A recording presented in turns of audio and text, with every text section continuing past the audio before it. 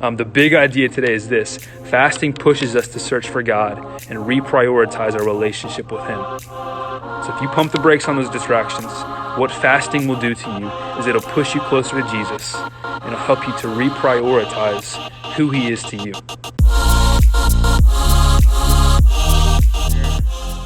What's up, guys? Hey, hope you're doing well today on this Wednesday.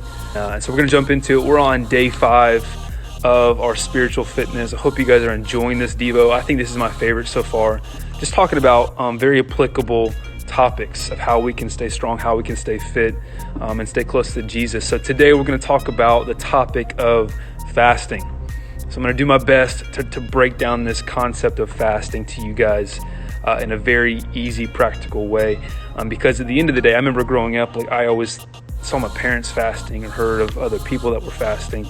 And it was just this concept that I thought for a long time of, okay, you just don't eat for a week, or you don't eat for 21 days, or you eat certain foods and stick to a certain diet.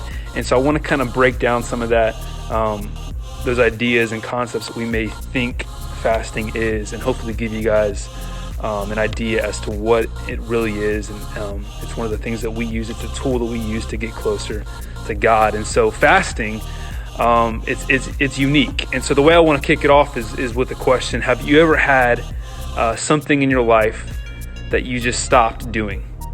Right, so something that you did on a daily basis, a weekly basis, that you just completely stopped. Like everything in that area ceased. I think living without something at times can be weird. It can be exposing. It can put you in a vulnerable space or place. And so one of the things that with fasting takes place is we stop doing one thing in order to get closer to something else. That's basically what fasting is. You push pause, you pump the brakes. All right, so something that you did on a daily basis, a weekly basis, that you just completely stopped. Like everything in that area ceased. I think living without something at times can be weird. It can be exposing. It can put you in a vulnerable space or place. And so one of the things that with fasting takes place is we stop doing one thing in order to get closer to something else. That's basically what fasting is. You push pause, you pump the brakes on something in your life, whether it's social media. It's not just food. It could be social media.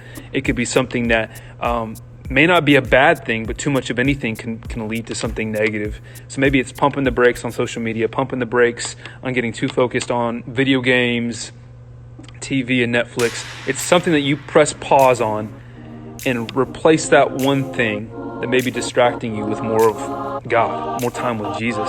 And so fasting, I wrote it down like this, is to choosing to push pause on something in life and allowing God to step into that space, allowing God to step in and take control of that space and speak and touch our lives. Fasting in a nutshell would be this: replacing something that consumes us with more time with God. So replacing Netflix, replacing Instagram, replacing social media, whatever that thing is that distracts you or at times can take over your life, replacing that thing and substituting it for more of God. So more reading, getting in the Word, more time in worship, more time being encouraged by somebody else, listening to a message. What's up, Cruz? Abstaining from something for a limited time in order to give greater attention to your spiritual purpose. I love that part. I wrote that down. I'm going to say it again. Abstaining, fasting in a nutshell is abstaining from something for a limited time in order to give greater attention to your spiritual purpose. So here's two things that fasting is not. It's a ritual that everyone does. I think at times there are people that fast and create it to be this ritual, this thing they just do because everyone else is doing it. And that's not what fasting is. Fasting also isn't a status symbol to bring attention to ourselves. Two things that fasting is not, and we don't want to allow it to get to a place in our life where it becomes this, is a ritual that everyone does. It's something we choose to do because everyone else is. How many things in our life do we just do naturally because everyone around us is doing it? Let's not let fasting be that thing. And it's also not a status symbol to bring attention to ourselves. The goal of fasting, two things is this. Maybe write this down. The goal of fasting is, one, to get closer to God. That is the main focus. We fast, we push away some distractions, we let go of some things, we surrender some things for a while to get closer to God. And then 2, open ourselves up to receive from Him. So we get closer to God, and in that process we open ourselves up. When we let go of distractions, it allows us to see things that we don't maybe necessarily see on a regular basis. There's less distractions, less things around us, less things occupying our time and our focus, and it allows us to see God for who He truly is. It says in Matthew 6:33, but seek first the kingdom and His righteousness, and all these things will be given to you as well. Love this verse. Seek first the kingdom and His righteousness. What do you do first? You seek God. What does that mean? You just put Him first in your life. So if TikTok's taken over your life, or Netflix has taken over your life, or you've caught yourself being lazy, and there's a lack of drive, maybe even through this quarantine, there's a lack of motivation. It's pushing pause on some things and putting first God and seeking His righteousness. That's what we do. Matthew 6:33. I wrote this down. I love this because I think it ties into that verse in Matthew. When you align your heart with God's heart and your plans with His purpose, He will give you the things the rest of the world has to continue to grasp for. That's pretty strong. When you align your heart with God's heart and your plans with His purpose, God will give you things the rest of the world has to always continue to grasp for. And so we align ourselves through fasting. What does that mean? There's this saying, it's your alignment determines your assignment. It's something I've said for several years now. Your alignment determines your assignment. Ultimately, how you align yourself and what you align yourself with will determine what you do with your life, where you go in the future, how motivated you are, how focused you are, not distracted. So your alignment determines your assignment. One of the ways that we align ourselves is through fasting. So I don't want this idea and this concept of fasting to be something that's very broad or out there. What fasting is at the end of the day, it's choosing to pump the brakes and push pause on some things in our lives, social media. Maybe even it's a friend. Maybe it's a girlfriend or a boyfriend. Maybe it's somebody that's taken over too much of your time. And none of that's bad. Relationships are vital and a key part of life and living healthy lives.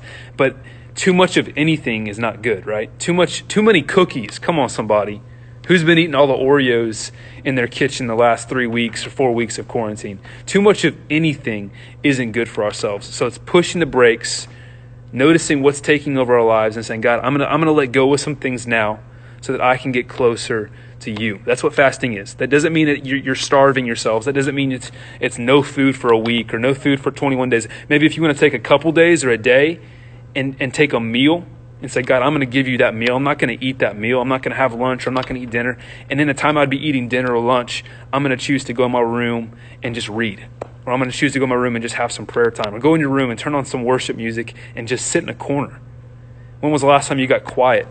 It's hard for me to do personally. It's hard for me to go in my room or get away from distractions, get away from normal life, responsibilities, turn on some loud music, let it be loud, let it blare almost for me, and just sit and allow God to speak.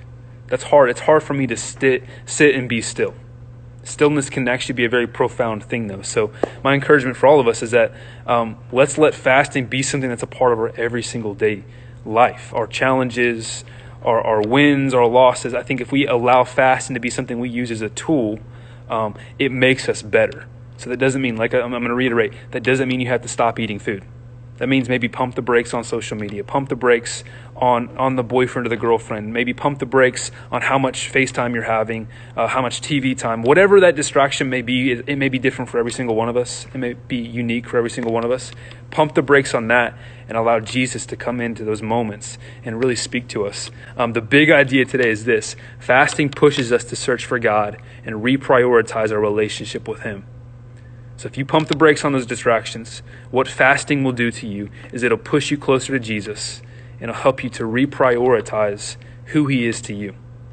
So I've noticed several times in my life, and I'd be lying if it hasn't already happened a couple times this year, but I've noticed that if I don't take that time, I get so caught up in doing church, I get so caught up in doing ministry and student ministry, I get so caught up in doing that at times my heart isn't even in it. And so maybe you're not in ministry, maybe you're not on staff at a church, but there are things that we can do throughout the week and throughout the day that almost become custom, that almost become routine, that our heart isn't even in it. So there's times I have to pump the brakes on even what I do in my calling, right? Working on staff at a church. I have to pump the brakes for a while, get in a room by myself with Jesus and allow him to reprioritize me, show me some things where I'm consumed too far in. I have too much responsibility. I'm leaning too hard on certain things, finding too much value in certain things. And it's in those moments that I pump the brakes. I get rid of the distractions. I take some time that God helps me to reprioritize my life and my relationship with him. And so that's what fasting is. And so today I encourage every single one of us, myself included, let's do something today. Maybe pump the brakes, press pause on something, and just get in the room with Jesus. Maybe get in a closet, find somewhere quiet. Maybe it's on a soccer field. We're already having to stay in our homes and stuff. So this is the perfect time for, I think, us to be challenged with fasting, to maybe press in with fasting and see what God can do in our lives. And so that's my challenge for all of us today. Maybe that is pumping the brakes on some Oreos. Stop eating the Oreos. Stop eating all the cereal. Maybe eat some vegetables. I don't know. It's your life. You know what you're doing. But let's start fasting. Let's start thinking about what we can give up for a little more time with Jesus today. Let's pray. Jesus, we love you. God, as always, we thank you for this day. God, we thank you that we're still alive. There's still breath and air in our lungs. God, I pray today that we would not look past this Wednesday. God, that we're not looking towards Thursday or Friday or the weekend, God, but we're focused on today and what we have in front of us today, God. So I pray for every student, God, that you would give us the strength, God, the ability to step into fasting, God, whatever that looks like for every single one of us individually. God, that you would maybe speak to our hearts something new. God, remind us of something we can let go of, God, just to bring more time to you, bring more space to you, God, and allow you to speak to our lives and to our hearts. I pray today, God, for strength over every student, God, every family that's represented, God, that you're speaking to them and through them in the middle of COVID-19. We love you so much. In Jesus' name, amen. Hey, we love you guys. As always, I'll say it again. If you have anything you need prayer for, anything specific, DM us, email us, reach out to us. And no, we're praying for you. We love you, and we're believing that we're almost done with COVID-19 and stepping into something new. And so we will see you guys tomorrow. Have the best day ever. Peace.